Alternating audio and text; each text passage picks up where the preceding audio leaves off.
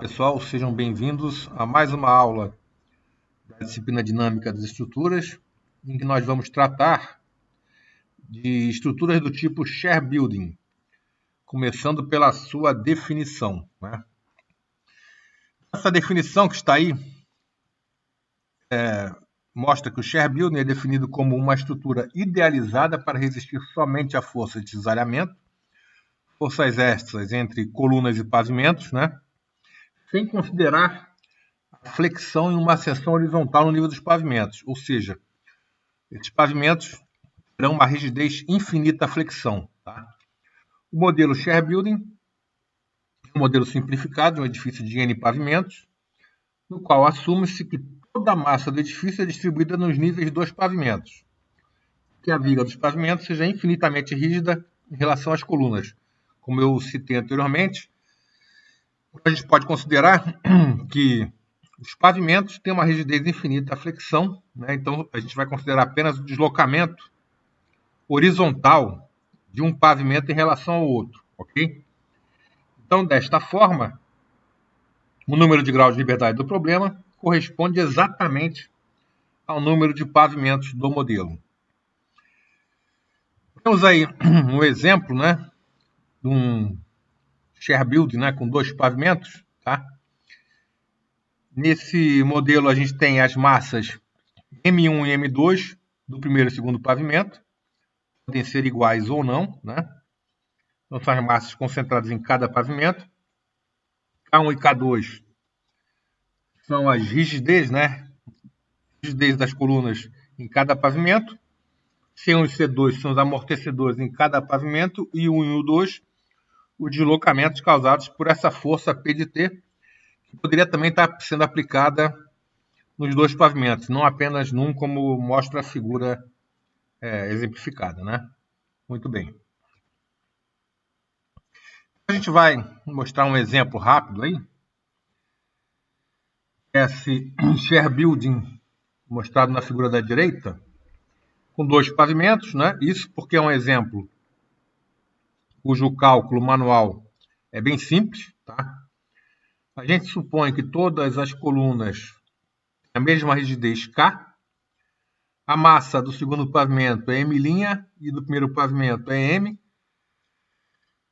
E a relação entre elas, né, M' sobre M igual a alfa. A gente vai adotar essa relação, tá?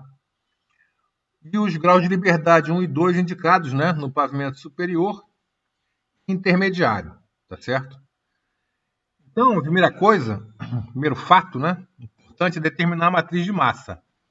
A matriz M, que nesse caso, desse modelo discreto, é uma matriz diagonal, né, em que cada elemento da diagonal é numericamente igual à massa do respectivo grau de liberdade.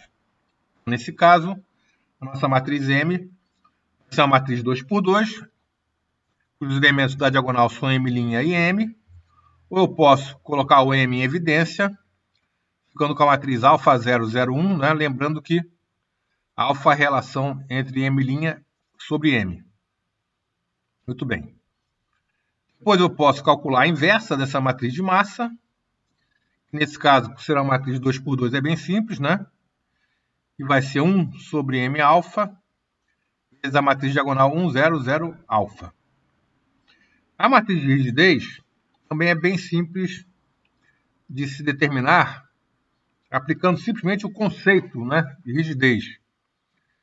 Um coeficiente, né, de rigidez do elemento IJ, né, é o deslocamento força na direção I, ou no grau de liberdade I, associado ao deslocamento unitário na direção J, sendo os outros deslocamentos mantidos nulos. Então, nesse caso, o elemento K11, né, é correspondente a um deslocamento unitário, né, aliás, a força associada ao deslocamento unitário do grau de liberdade número 1, mantendo o grau de liberdade número 2 sem deslocamento nenhum, igual a zero. Então, nesse caso, ele atuaria sobre as duas colunas, né? A gente vai ter uma rigidez igual a 2K. A gente pode, até numericamente, se quiser, pegar o coeficiente de rigidez, né? Lá da análise matricial de estrutura, que nesse caso vai ser 12 EI sobre L ao cubo, né? Então, na verdade, a rigidez, nesse caso, seria 2 vezes K, ou 24 EI sobre L ao cubo. Muito bem. Então, e quando eu calcular o K12 ou K21, né? Seria a força no grau de liberdade 2, associado ao deslocamento 1, no grau de liberdade 1 e 0 em 2. Então, vai ser igual a menos 2K. Né? Então, se a gente fixasse o primeiro pavimento e desse um deslocamento unitário no segundo, né? Tá? As forças correspondentes, né? Atuando em cada interseção, em cada engastamento, né, da coluna nos pavimentos, seria igual a 12 EI sobre L ao cubo, certo? Ok? E no pavimento, no segundo, seria menos 12 EI sobre L ao cubo, para cada coluna. Nesse caso, como nós temos duas colunas, vai ser o dobro. Então, os elementos K12 e K21 vão ser igual a menos 2K. Já o K22 é a força, né, na direção 2, associada ao deslocamento unitário do grau de liberdade 2, mantendo os demais nulos, ele vai ser igual a 4K. Por quê? Né? Seria a força, né, o coeficiente de rigidez, aquela barra, né, correspondente a esse deslocamento para cada uma das 4 colunas que vão se deslocar quando a massa M do primeiro pavimento, correspondente ao grau de liberdade número 2, sofrer esse deslocamento unitário. Então, na matriz K, se eu colocar em evidência o termo 2K, vai ser 2K que multiplica a matriz de 2 por 2, 1 menos 1 menos 1 e 2. E na outra aula, na aula número 3, a gente definiu a matriz dinâmica como sendo a inversa da matriz de massa multiplicada pela matriz de rigidez, ou seja, igual a 2K sobre M alfa, que multiplica 1 menos 1 menos alfa e 2 alfa. Ok? E o passo seguinte, né, é resolver esse problema de alto valor e alto vetor. Ou seja, D menos I lambda ou D menos I W ao quadrado, né? Então, W ao quadrado a gente chama de lambda, que vai ser o alto valor associado, né? Então, esse sistema D menos I lambda ou D menos I W ao quadrado vezes U é igual a zero. Para que ele obtenha uma solução não homogênea, o determinante da matriz de coeficientes deve ser igual a zero, ou seja, o determinante da matriz D menos I lambda ou D menos I W ao quadrado. Nesse caso, por se tratar de uma matriz 2 por 2, o determinante é muito simples de calcular, né? Então a gente vai calcular o determinante de 1 menos lambda, menos 1 menos alfa e 2 alfa menos lambda, igualando esse determinante igual a zero, tá?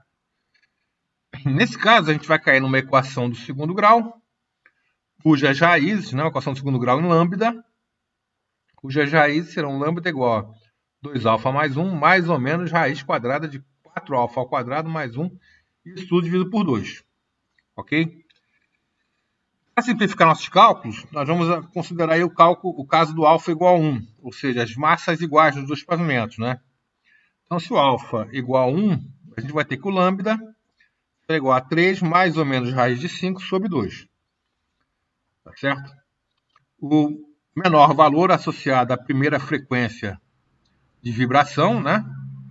W1, e o segundo valor mais alto associado à segunda frequência de vibração. Então, se eu quiser calcular os valores de W respectivos, basta calcular a raiz quadrada de 3 mais raiz de 5 sobre 2, ou a raiz quadrada de 3 menos raiz de 5 sobre 2.